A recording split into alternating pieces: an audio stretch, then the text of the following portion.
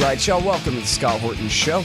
I am the director of the Libertarian Institute, editorial director of antiwar.com, author of the book Fool's Errand, Time to End the War in Afghanistan, and I've recorded more than 5,000 interviews going back to 2003, all of which are available at scotthorton.org. You can also sign up for the podcast feed. The full archive is also available at youtube.com/Scott Horton Show. All right, you guys, introducing Ali M. Latifi. He is a journalist from Afghanistan who recently wrote this very important piece. We ran it at antiwar.com. It's at technologyreview.com. Life in the most drone-bombed country in the world. Welcome to the show. How are you doing? Good, thank you. How are you? Really happy to have you on here. Great piece of work that you've written here. I guess I'll just start with an apology for my country continually destroying yours. Really, I've tried. There's nothing me or anybody else can do about it, apparently. But there are a lot of people who regret what's happening here. And I don't know if you guys even know that. And it's far from consensus that we ought to continue to kill you guys this way. But it is what it is. Yeah. So, and this article is about in the 2.5, almost 3 years of the Donald Trump administration, about how for all the talk about the negotiations with the Taliban through Zalmay Khalilzad in Qatar and all the rest of that, that in fact, Donald Trump has escalated the war in Afghanistan, especially the air war there, right?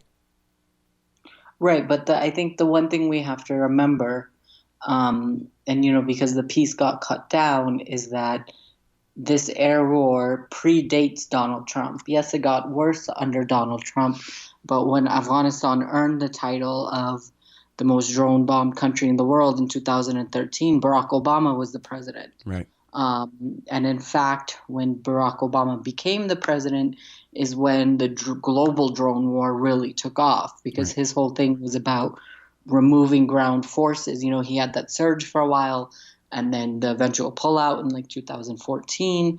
And so all of this meant more and more reliance on drones around the world.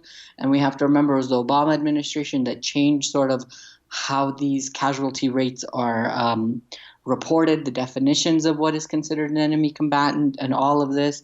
So yes, it got worse under Donald Trump. That's undeniable. But I think we have to get off this mentality that these sorts of things are only tied to Trump. Oh, yeah. Well, absolutely not. I mean, even the headlines, even the mainstream news headlines about the record number of air attacks in Afghanistan say since 2010, right? A record. The last time it was this high was at the height of Barack Obama's surge in 2010 and 11. So no question about that. As you say in here, this is the longest war in American history, longer even than Vietnam now, started by George W. Bush in the fall of 2001, 18 years ago. Right. So, yeah, they're pretty hard to blame all that on Donald Trump, who was goofing around on TV. And I mean, he's a part of it. Who knows what at that time? He wasn't even in Congress or nothing. Anyway, it's an important point. I'm glad you made it. Because, this is not about Trump. This is about the USA, the U.S. government, the American people, and our war against Afghanistan. And that is kind of unfair because there are a lot of people who they don't support this at all. They'd stop it in an instant if they could. But at the same time, this is a society. And if something like a major proportion of the 300 million of us demanded that this war end tomorrow, it would end. But we don't, and so it doesn't. So there is some responsibility there, even for those of us regular Joes who don't have the literal ability to intervene in any way. It could be done if this was the popular concern. But it's not, and unfortunately, my friend, it's just because you're too far away from here, and nobody can hear you screaming. So that's what it is. But now, anyway, I'm sorry. So tell us about this piece. You start off with an interview that you did with a kid who he talks about when he was 10, He's a Right. young man now. He talks about when he was 10 and when he first found out what a drone strike was and what that meant to be living in a world with American drones in the sky. Right, right. So basically, I had been, I mean, I'd been, I think every journalist here at one point or another has hopefully tracked the drone war. And in the last few years, also um, the proliferation of the airstrikes in general, not just drones, but also airstrikes. So it's something that I've been following for a while now, for a few years. And, a lot of my family's from the east, from Nangarhar province, and it's one of the most affected provinces in terms of the drone war. So that's why I decided to go there and talk to people there. I had talked to people there in that same district that's profiled in the piece about 2 years ago, and we were just in a village there in a house, and I remember because we were there, and it sort of what I was saying earlier about how the idea of enemy combatant has changed. It was me, another journalist, Imran Firoz, who's Afghan Austrian but reports out of Germany. And then with people from that district, from Khogyani district in Ningarhar, including, obviously some older men. There was a young boy, maybe 15, 16, and a little girl that was maybe 3, 4 years old. And we were the only ones in the room. And, we were asking all these questions and sort of going over everything. And at one point in my head, I started to think, if there is a drone bombing here now, me and Imran, he has an Austrian passport, I have a US passport. In almost any case, by any definition, we would probably be considered enemy combatants or sympathetic to the Taliban or whatever for just being in that area and meeting with these people. And then I started to think of the young boy who, like I said, might have been 15, 16 years old, and this little girl that was running around. And it reminded me so much of the kinds of stories we're constantly reporting on. And at one point, the people we were talking to, they said you should go because you might end up being part of your own story, meaning that you never know when, a drone could hit, when a place might be targeted and bombed. And that was sort of one of those moments where, you're always reporting on these things, and you obviously go visit people who are subject to whose family and friends are subject to these kinds of strikes and attacks. But when you're very much right in that situation, thinking about, having someone tell you you should leave before you become part of your own story, I think it kind of hits even more. Because to me, just sitting there in that room and looking who was there and sort of the discussion we were having, it reminded me so much of how I might start a story on an attack somewhere, on a drone strike somewhere. So it's quite unsettling, and this is a major problem because, for instance, Khogyani, the district where I went to report on this story, it's not easy to get to. There's a heavy Taliban presence there. The road isn't necessarily the safest going there. And so a lot of people are, Afghan journalists are afraid to go there. Afghan rights workers might have trepidation going there. And at the same time, we also have to remember that these strikes happen at night. They happen in remote areas at night. So by the time anybody can reach the site, the whole area could be cleared up. It could look as if almost nothing happened, or it could just look as if there was a firefight or an IED went off or some other kind of bombing where it would be very difficult for you to prove directly that this is what took place and that it was civilians being targeted. And none of this is by accident. Yeah, well, so I want to go back to one of the things you talked about there, where if you were killed in the middle of reporting this story, that to the military, that would simply be marked down as EKIA, enemy killed in action. And as we know from the leaks to Jeremy Scahill, who ended up publishing a whole book about it, the assassination complex that was based on documents that were leaked to him about one of the air campaigns, at least in eastern Afghanistan. They talked, and I guess specifically in the Nangarhar province, actually, they talked about how essentially the only way to be counted as anything but an enemy killed in action would be if the Americans go on the ground and investigate and themselves disprove it and show that, nope, it was a kid on a tricycle or whatever it was instead, which of course is never going to happen. Everything is automatically counted as an enemy killed in action unless shown otherwise, which no one's trying to show.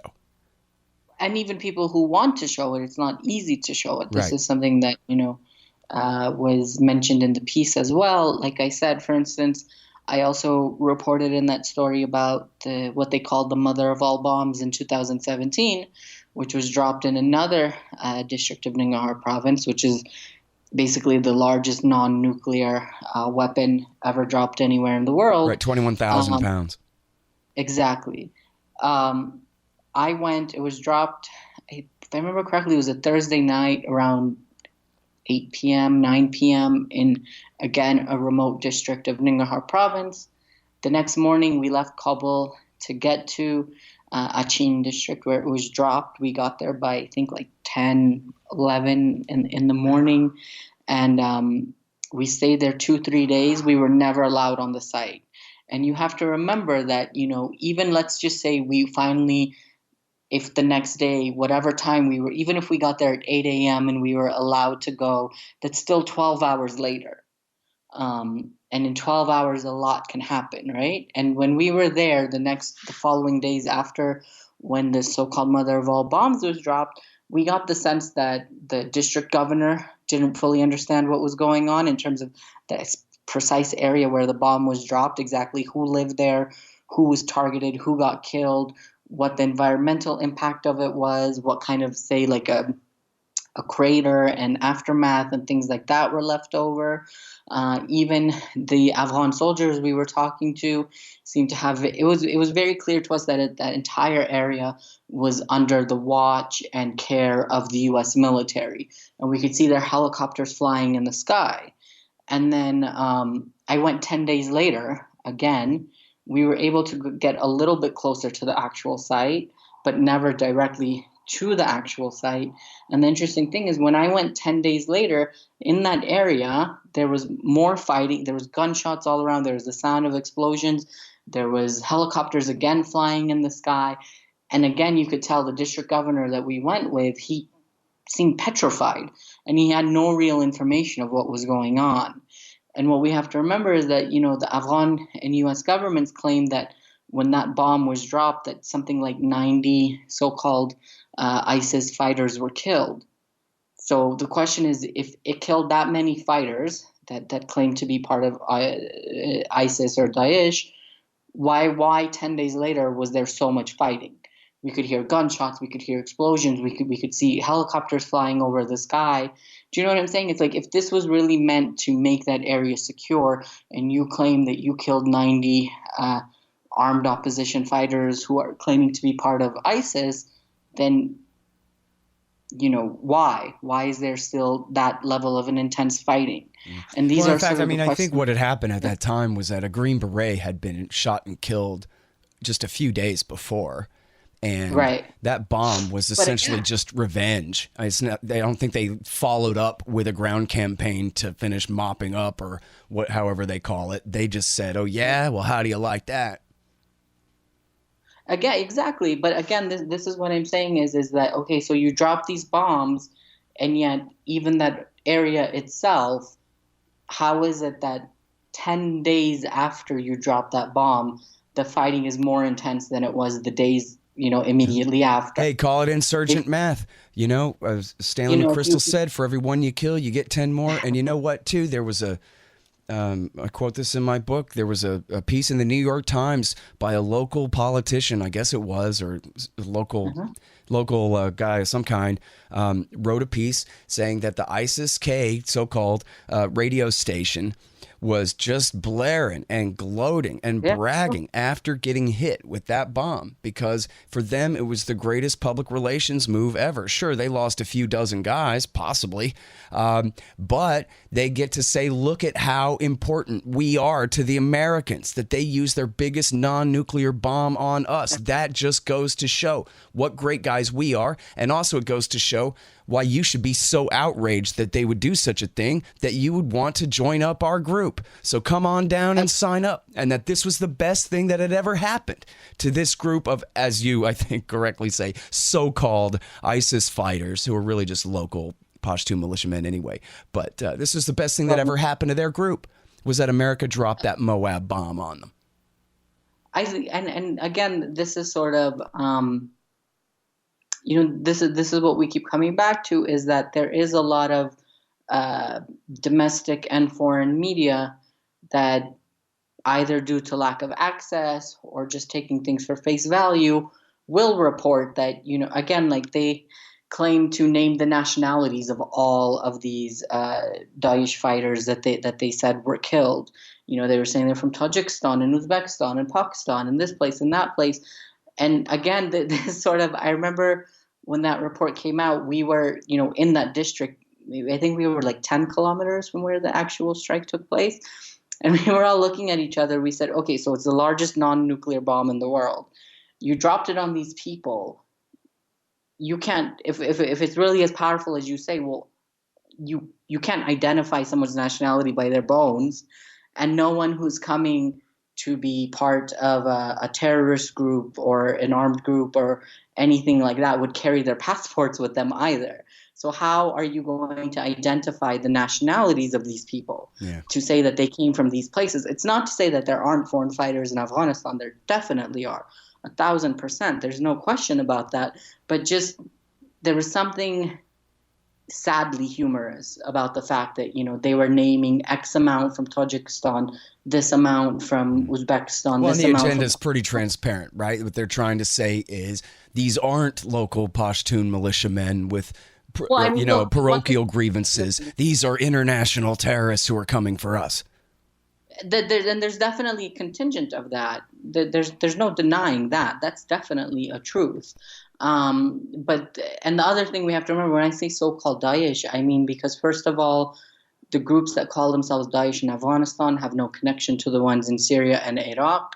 And secondly, if you talk to So I've done a lot of research on these groups that call themselves Daesh since about 2014. I've been to these districts. I've talked to people displaced by these groups. And the things they keep saying is that, like, we don't know who these people are. They don't talk like us. They don't look like us. They deal exclusively in U.S. dollars. Didn't they all originally come from Pakistan? Weren't they refugees from the war in the Swat Valley?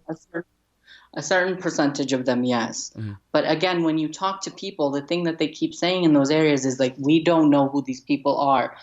They literally say they don't look like us. They don't talk like us. They deal in dollars. But what does that mean? I mean, they're Egyptians with blue eyes, or what? This is exactly the question. But the thing is that the people in these areas are so afraid of even the name Daesh. As soon as these people say that we are quote unquote Daesh, people get freaked out and leave those areas as quickly as they can, because this name of this group Daesh has such a bad reputation in Afghanistan. It has such a scary connotation to it. Well, what about the relative power between the Taliban and the so-called ISIS groups now? So the thing is like when these groups appear, at first they don't say who they are. All they say is, the Taliban are not real Muslims. We're going to take the Taliban out for you because they abuse you. They take bribes from you. Like, they collect like taxes from you. They put pressure on you. They just say they're not good Muslims and they're not fighting a proper war. According to them, the way they put it is like, we'll drive them into the mountains.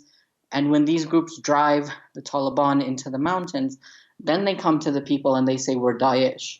And that's when the people of these areas get really freaked out, because, as I said, the name Daesh has this really scary connotation in Afghanistan. Mm.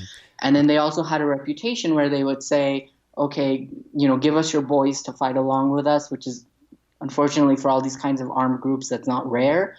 But the scariest part was when they would say, give us your women. If you have a widow, put this color flag over your house. If you have a single woman, put this color flag over your house. And even though that's never been proven that they actually do take the women, That's the last straw for 90% of these people. That's what makes them want to run out and move to the city of Jalalabad or come to the province of Kabul, because they're so afraid. Like, how could someone go to that level where they want to take your girls, where they want to take your women? So But now, when so we the say, Taliban, it sounds like they don't have much trouble running the Taliban off. Is that just because the Taliban is too busy fighting the so-called national unity government there, or I because mean, they really are that much stronger like, already? it's complicated, right? They hate each other. These groups that call themselves Daesh and the Taliban, if you talk to fighters from any of these groups, they hate each other. They want to drive each other out. They have this competition with each other. So they definitely do eventually, these Daesh forces, because they're so well armed, they're well trained, they're well financed. As I said, so many people that I spoke to said when they recruit or when they go even to the market in an area, they're dealing in US dollars. So they're not, just ordinary sort of fighters. And also their brutality. All of this lends them what seems like upper hands, and that at least for a while they can fend off the Taliban. And so it's Well, you really know what? I complicated. mean, it's kind of the. I mean, it sounds conspiratorial or whatever, but I think it's a fair question at this point of whether you suspect that the ISIS-K group is actually supported by the U.S. and or say its Saudi and Pakistani allies in order to prolong the war. I mean, look, the Taliban is supported by the Pakistanis, it's supported by the Iranis, it's supported by Russia. Um, the thing again with these sort of fighters that call themselves ISIS or Daesh is that it's very hard to tell. I mean, like I said, even the people in the areas where they eventually take control don't fully understand who these people are and what they want and who their leadership is, and what their goal is. Because at the end of the day, the Taliban claim that they want to end the occupation, and yet, every day they're killing Afghan civilians. Um, but with these groups that call themselves Daesh, no one really knows exactly what they want, or even if they wanted to at some point negotiate with them, how to negotiate with them. Um, and even the thing that we have to remember is that when these reports of these Daesh groups came up in Afghanistan, it was 2014, 2015, when the U.S. was withdrawing and saying our fight is not with the Taliban. We're not going to directly target the Taliban unless they target us. And the members of the unity government were going around the world to the United Nations on television, using phrases like things that prove that they know nothing about technology. The president was saying something like, if the Taliban is Windows 1, then Daesh is Windows 10, which I have no idea what that means. Um, and That they so, that they don't work right and crash all the time, and I the guess programs won't so. run. Sorry. This is what I'm saying is like, if you don't understand technology, use another metaphor. Yeah. Um, Football. but Talk to so, Americans in football. We're perfectly cool with yeah, that. something like that. Like Yeah. they want to make it seem like it's an upgraded, more advanced version, which in a lot of ways he is right about it. Well, and But the question for of people who, if why, my question sounds kind of goofy, I mean, there's a great piece at AfghanAnalysts.com about this from a few years ago that says that the Afghan government, and I think the implication there is pretty strong that, and therefore with working with look, they were CIA on definitely this, that they they were definitely supported when they this group at the beginning as sort of revenge for the Pakistanis supporting the Afghan Taliban. And we'll see how you like that. And they wanted to use these guys against the Pakistanis for some attacks inside Pakistan and use them against the Afghan Taliban here. But then, of course, just because you back an armed group doesn't mean that they're going to be loyal to you from now on, So A and apparently B, that is where they got their start. the other thing you have to remember is that the hype kind of backfired on them because they were using this Daesh threat in Afghanistan as a way to get the foreign forces not to withdraw. But what ended up happening was that Iran and Russia got closer to the Taliban, started funding them, started training them, started arming them. I've been in districts in the west and the south of the country where they say we found weapons that were clearly made in Iran and Pakistan. And, I've talked to people in different provinces in the West and in the south of Afghanistan who say that they've seen Irani fighters on the ground helping the Taliban. And all of this comes from this idea of the government going all around the world and constantly saying Daesh is here, Daesh is here, Daesh is here. And it could spread to Central Asia, and it could spread to Iran. And if it makes it to Central Asia, then it gets to Russia. And if it gets to Russia, it gets to the EU. So this definitely backfired on the government here. Because as much as they spread that around as a fear to keep foreign forces here, it only gave more leeway for the Iranis and the Russians to start getting involved with the Taliban. Right. Now, and that's an important point too, whatever, I don't know exactly how proven it is, what help the Russians have supposedly given the Taliban, or I guess I have read more reports about the Iranians, but this is all recently, and it's not to frustrate the United States and try and with the purpose of using the Taliban against the Kabul government. It's ISIS. They want to keep them on the margin. That's their concern. And they're backing the Taliban because, of course, what's the point of backing the national government in Kabul that has no ability to do anything about anything? So if you really want to fight ISIS, the Taliban's the only game in town, right? Well, and this is the thing is in 2000, I can't remember if it was 14 or 15, when I worked for the Los Angeles Times, I spoke to Salam Raimi, who was the president's chief of staff at the time. And he said that when the Taliban do join with the Afghan government, when there is actually peace, and this was years ago,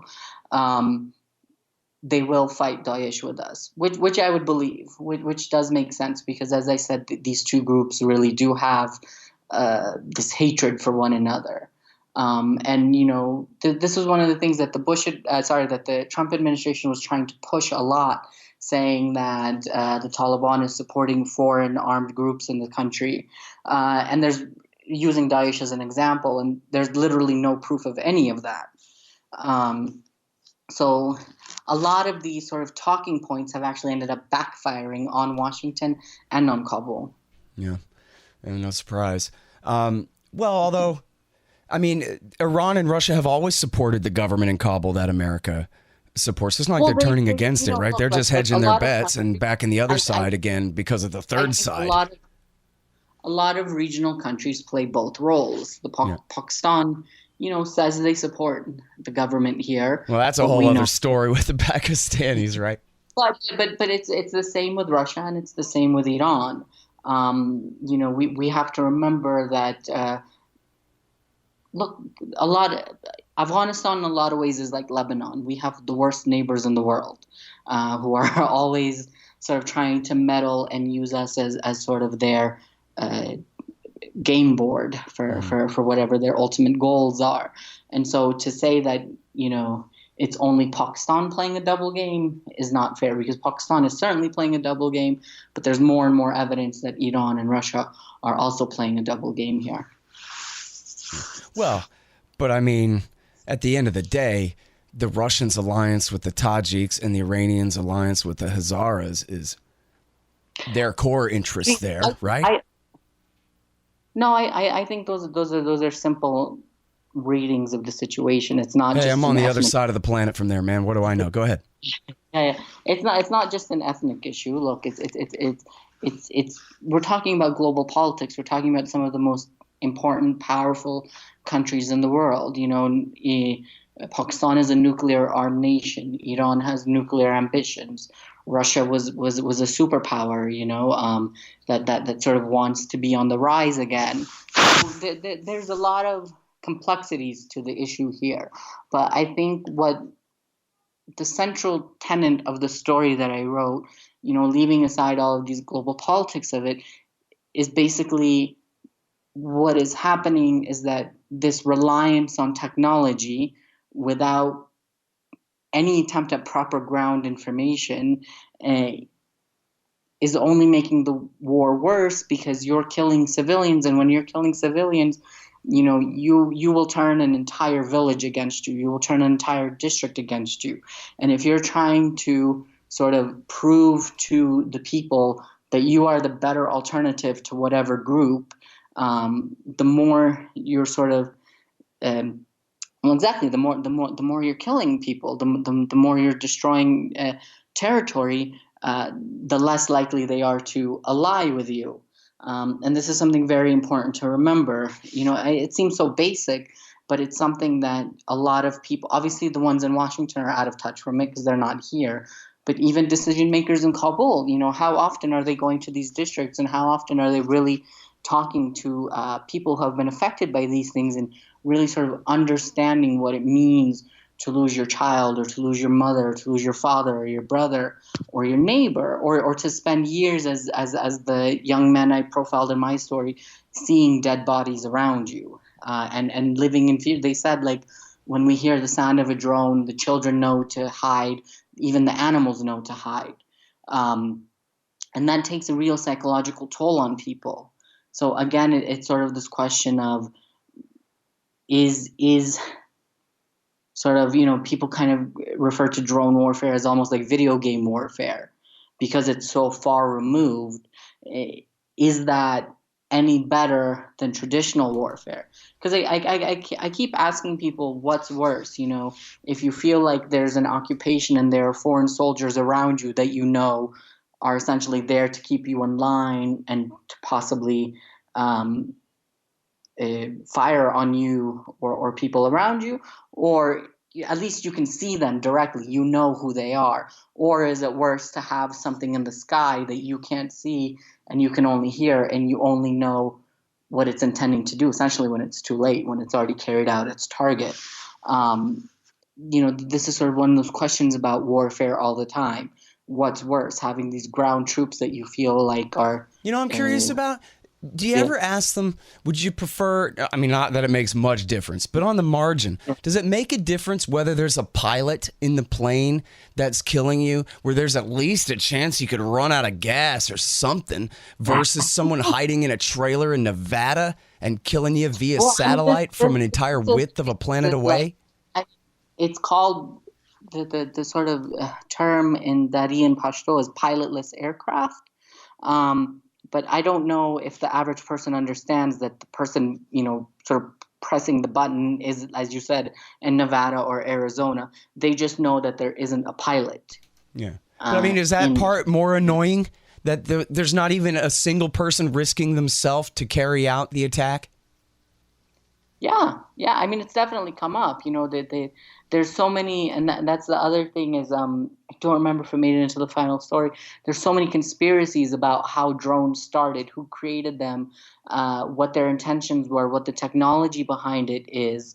It's one of those things because, like, a gun, everyone understands how that operates. A bomb, everyone understands how that operates. A landmine, you understand how that operates. But this is essentially just a flying machine that comes and kills, as the teacher in the story says. It's something, once you come to its attention, you'll never make it out alive. Yeah, I like how you talk about sort of these superstitions that grow up. That, like, oh, well, there's this glow in the dark stuff that they put on you, and you just have to take your shirt off and go swimming, something. And I mean, this is what desperate people do, trying to figure out a way out of this, which there's no way out of. And again, this is what I'm saying, is it's one of those things where there's so little information, so little understanding of it. For me, it was the same issue, because when you talk to people and they say things like, there's this substance that they use, or there's like these trackers that they put on you, it's very hard to get physical evidence of that and to know what it is. And when you ask the U.S. military, they just say, we can't give out information on how we operate. So in a lot of ways, we're as much in the dark as anybody else. And I've tried to ask reporters in other areas who have worked on this issue of airstrikes and drone strikes and things like that. And, because the problem is, in Afghanistan, it's even more of a problem, is that, these things happen under darkness in the night, and they happen in remote areas where there not be proper electricity or internet, or you might not have the nicest phone to sit there, and record what just happened. And it's not the first thing that people think about. I was talking to some other journalists recently, and they've been wanting to cover these kinds of things as well. And they said, but there's no, it's very hard to get the evidence. We can only go after and have people tell us what happened, but there's no visual evidence of exactly what happened. And they were saying the ones who had worked in Somalia, who had worked in Iraq and in Syria, they said, in those places, immediately after something happens, people take out their phones and document everything and upload it online and send it to somebody. But in Afghanistan, there's much less of that happening. So it's very hard to get, real visual evidence of what's going on and of this toll. And this is part of how the government, both in Kabul and in Washington, can get away with saying, we killed X amount of Daesh or X amount of Talib or X amount of, what's the other word that they use? There's another word that they use for any kind of anti-government force. Insurgents. Yeah, that's vague enough to include anyone. No, they keep militants. Yeah, militants, right. They keep broadcasting these numbers every day, and it's almost impossible to check up on that, but this is part of how you get away with it is making sure that there's, no chance at evidence. Hey guys, Scott here for Liberty Under Attack Publications. Looking for a Liberty-focused publisher? Liberty Under Attack publishes books and strategy guides for individuals looking to increase their personal freedom. They assist authors through the entire publishing process: proofreading, editing, cover designs, paperback and Kindle formatting, and full audiobook narration and post-production. Tell them Scott sent you and get 20% off a full service deal. To get some one-of-a-kind books or for more information, visit libertyunderattack.com. Hey guys, check out Listen and Think audiobooks. They're at listenandthink.com and, of course, on audible.com. And they feature my book, Fool's Errand, Time to End the War in Afghanistan, as well as brand new Out Inside Syria by our friend Reese Erlich, and a lot of other great books, mostly by libertarians there. Reese might be one exception, but essentially they're all libertarian audiobooks. And here's how you can get a lifetime subscription to Listen and Think audiobooks. Just donate $100 to The Scott Horton Show at scotthorton.org/donate. And now, before I forget, who all do you write for? Because I want to read all your stuff. I mean, I've written for Al Jazeera, for CNN, for the New York Times, for the Los Angeles Times, for a lot of places. Okay. It just, do you have an email list by any chance when you publish a new thing? No, I find those kind of annoying. I know, I do too, but I need them. No, not so much. I mean, you can always follow me online and you'll see that what I publish or when I speak on different television stations or radio stations. Get a Google alert for your name or something, I guess, here. Make sure. This is such great stuff. And in fact, I'm so far over time for my next interview, I got to postpone it so we can keep going if you still have a minute. Yeah. I wonder what you think about the peace talks. And I guess if I could just set it up a little bit, it seems like, and I know I'm oversimplifying here, I'm a Texan, what can I do? But it seems like the Taliban pretty much rule all of the predominantly Pashtun areas, and that maybe like right about now would be a great time to call time out and to have a peace where there's no point in the different sides biting off more than they can chew. They pretty much, have what, more or less amounts to where they have natural power and authority anyway. And so maybe everybody can shake hands and stop killing each other now. And especially if America gets out of the way here. What do you think? Again, I don't want to get into like this idea of ethnicity because there are non-Pashtun Talibs. There are plenty of Pashtuns, and the president is a Pashtun. The chief executive is half Pashtun. So this idea kind of doesn't necessarily hold water in reality. But the Taliban control a lot of land. Let's just put it that way. Well, but I mean, the map doesn't lie, right? So there, obviously, people are all mixed up, on an individual basis. But in the south and the east is essentially Pashtunistan, and that's where the Taliban are dominant mostly, right? No, because the North as well. I mean, no, that's much more complicated than that. Let's just put that aside for a minute because that will take a long time to explain. But and in terms of the peace talks, the problem with the peace talks so far is that A, part of it is the government's own fault. A, the government has not been included in it. B, the Afghan people are not included in these talks so far. The talks are so far directly between Zalmay Khalilzad, who doesn't really consider him an Afghan anymore, even though he was born and raised here. But he worked for the Bush administration. Now he works for Trump. And he's literally only representing the interests of the United States. And so these talks are, at this point, really only between the Taliban and the United States. And if you look at what's constantly being discussed, it's only things that seem to favor these two sides. The Taliban want a complete foreign withdrawal, and the U.S. keeps going back to this ridiculous line of the Taliban can't support, foreign armed groups like Al-Qaeda and so on and so forth. Don't exist here anyways. It's just a ridiculous talking point that doesn't add up to anything.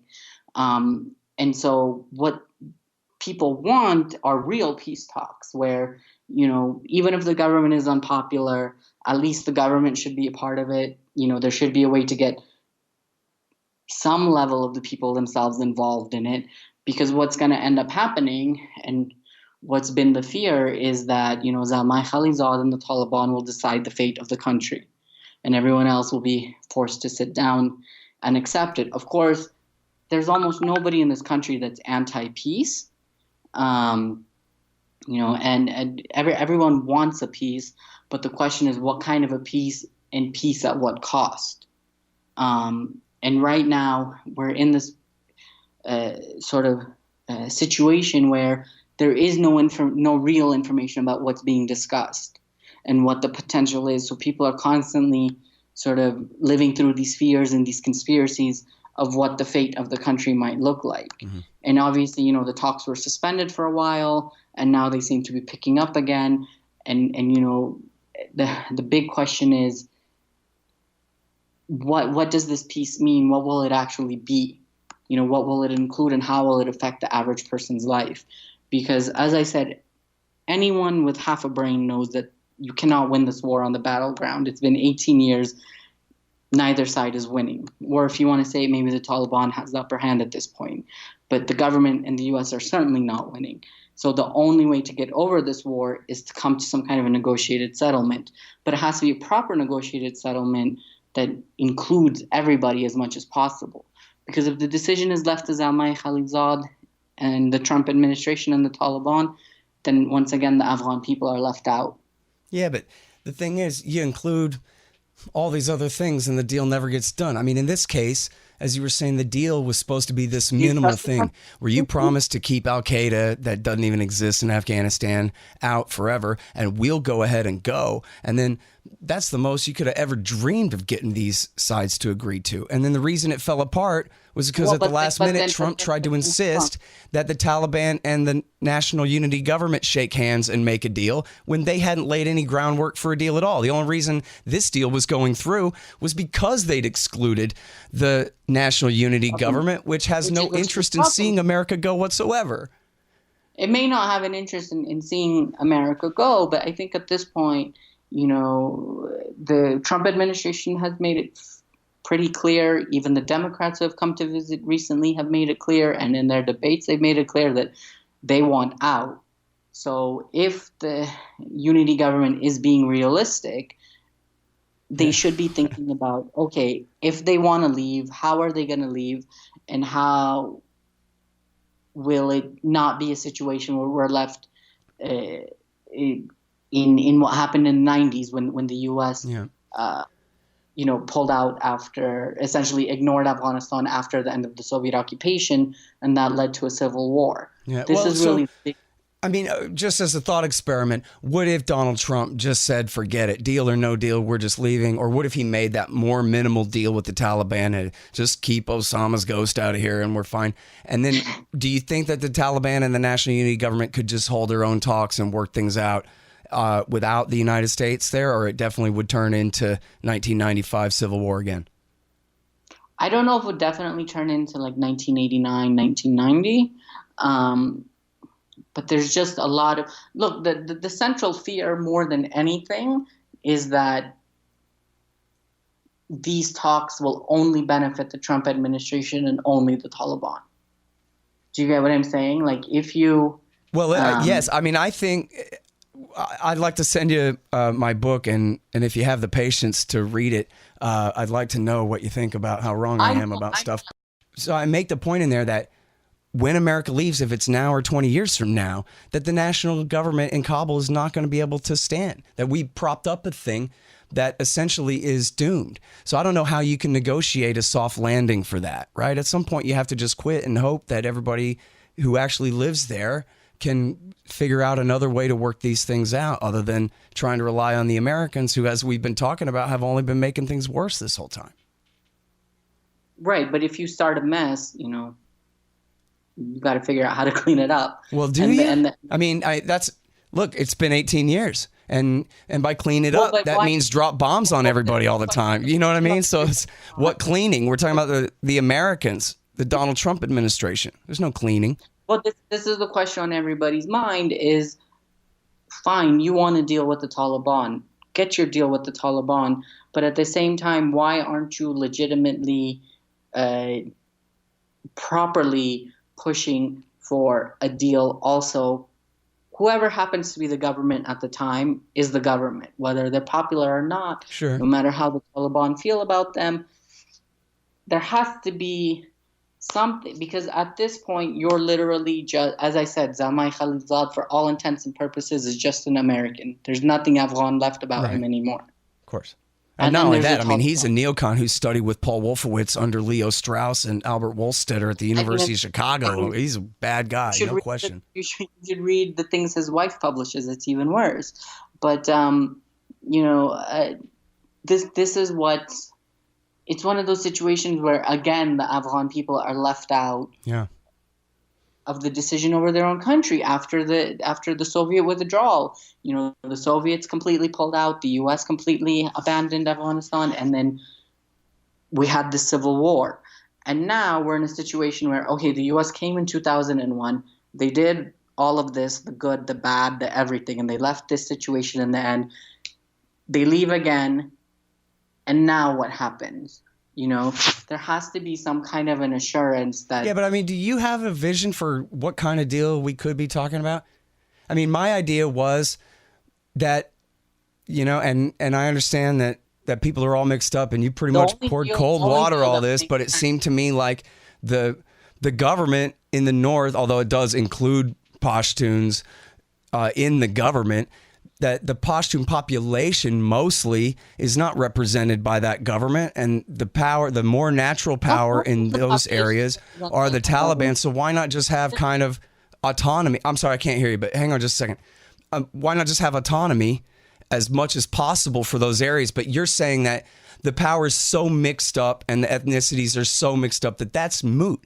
So if autonomy for you guys here and autonomy for us guys here within kind of a loose confederation, if that's off the table based on those kind of ideas, soft lines, then what is the solution? I have no idea. I mean, I think like I said, it's clear that the only way that this war will end is through some kind of a negotiated settlement. But it cannot be the kind of negotiated settlement where it's Washington and the Taliban making all of the decisions and 32 million other people are left to deal with the aftermath without any say in what that decision is, correct?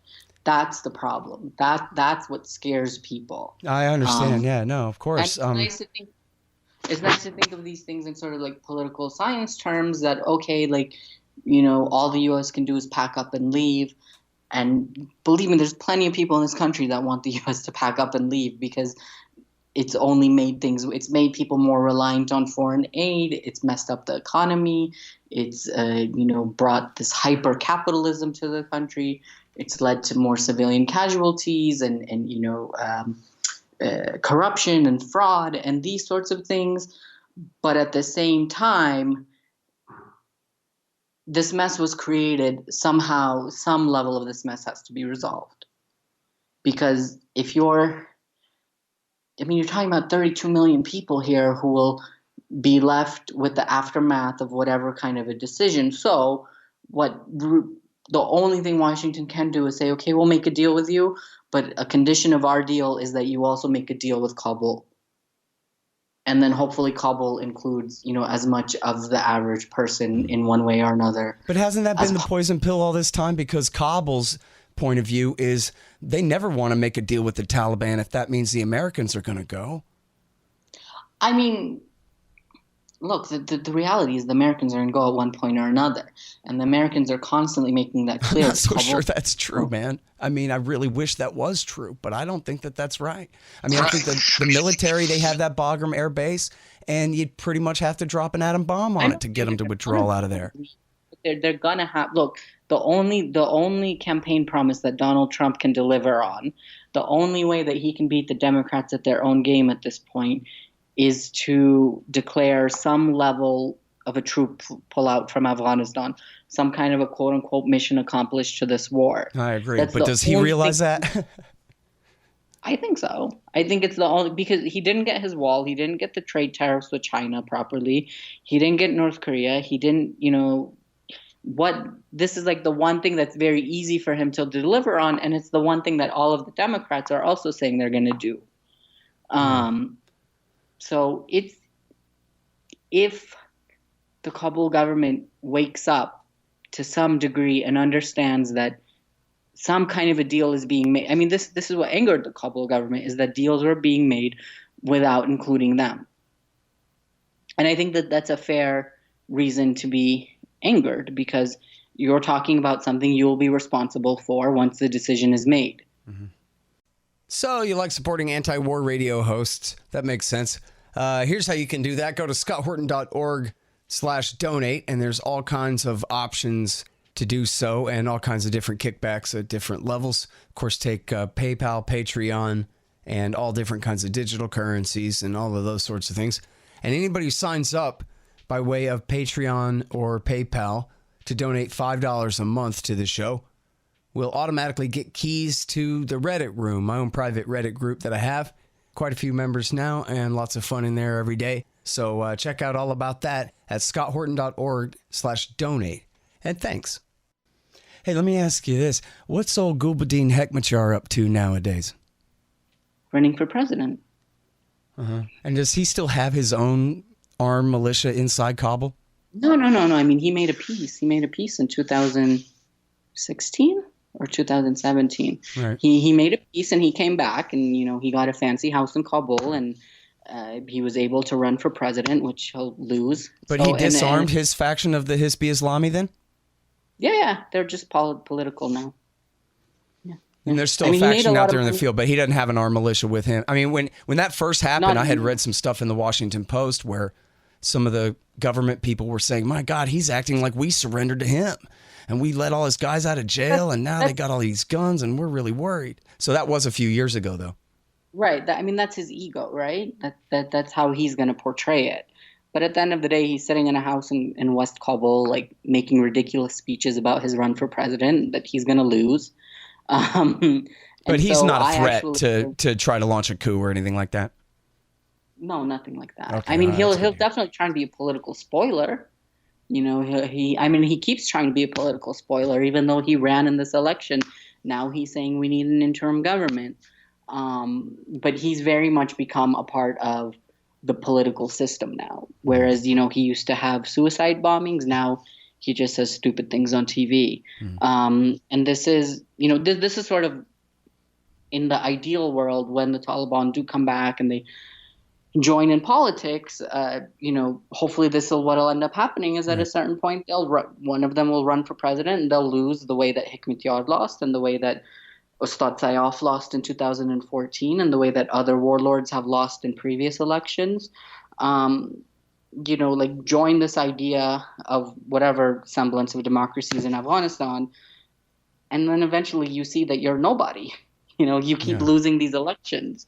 Which, by the way, I mean, do you think that there's much opportunity for that the Taliban could possibly agree to go ahead and participate in politics and join the parliamentary system in Kabul as it exists now?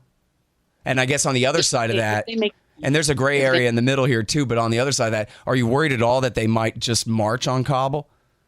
No, that's not going to happen. I don't think they want that full responsibility anyways. I think it's a lot of talk, but taking over the entire country, that's a lot of work. And again, you have to remember that from 1996 to 2001, they were a pariah state. They were completely left out. They had no economic support. They had no diplomatic support.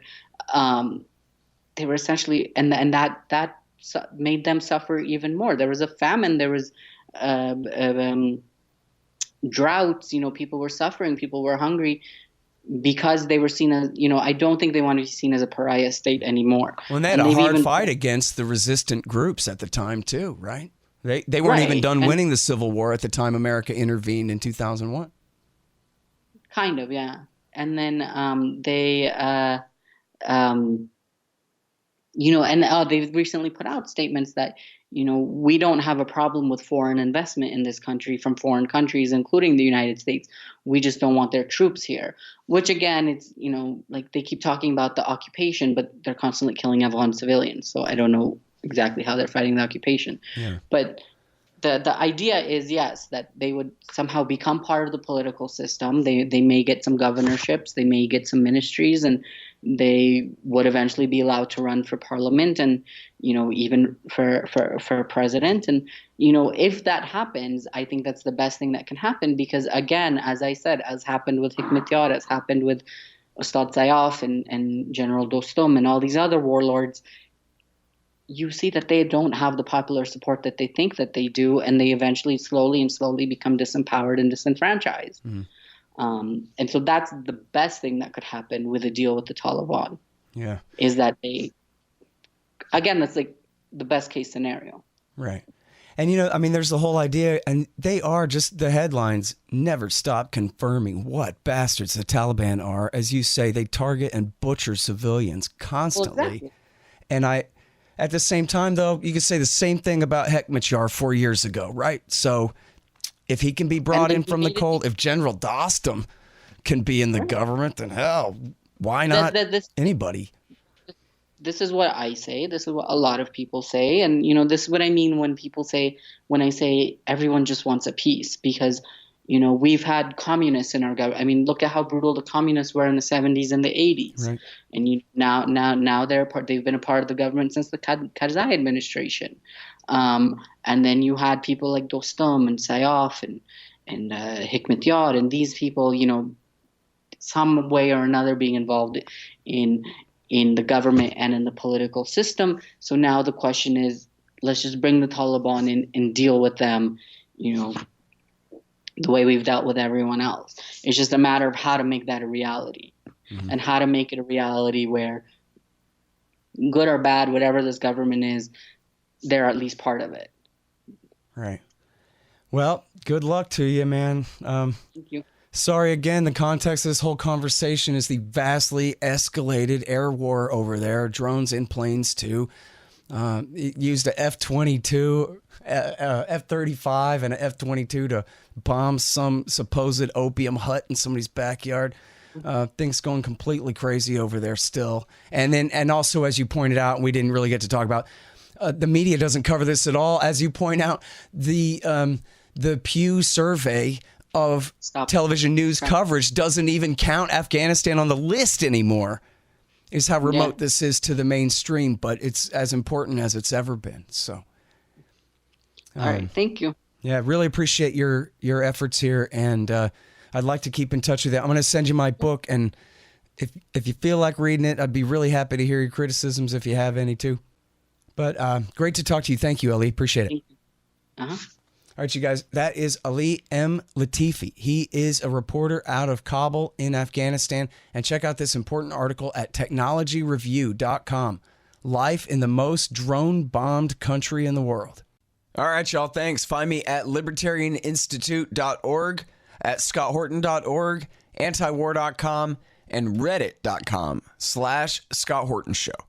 Oh, yeah, and read my book, Fool's Errand, Time to end the war in Afghanistan at foolserrand.us.